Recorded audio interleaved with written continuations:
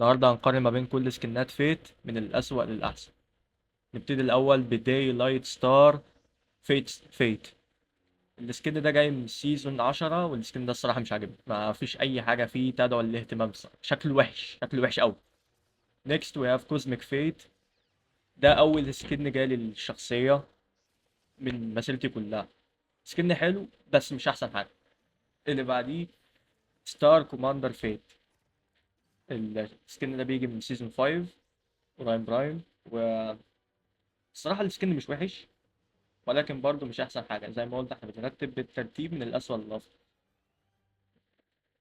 بعديها عندنا الميتاد فيت، اللي هو الصراحه هو سكن حلو وفشيخ ونادر وجميل وجامد جدا، ولكن مش معايا فما اقدرش اديله حاجه عدله الصراحه.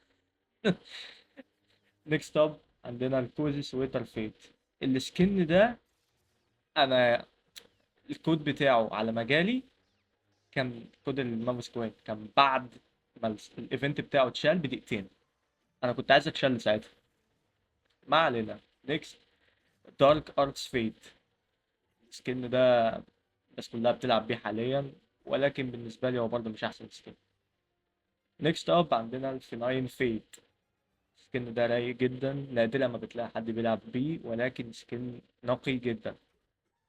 اللي بعديه عندك انشانترس الكروس اوفر لشافل نايت.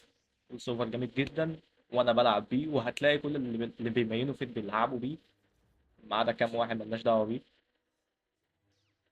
كروس اوفر سوليد جدا. اللي بعده عندنا هيد ماستر فيت. احسن سكن ما بينهم بلا منافس الصراحه يعني. السكن ده شكله جامد جدا، بعيدا عن ساند ستورم كان بيلعب بيه في البي سي اكس. السكن ده الوحيد اللي فارق ما بينهم كلهم. شكرا للمشاهده، اتمنى يكون الفيديو عجبك، واحضرنا بعد كده في فيديوهات اخرى.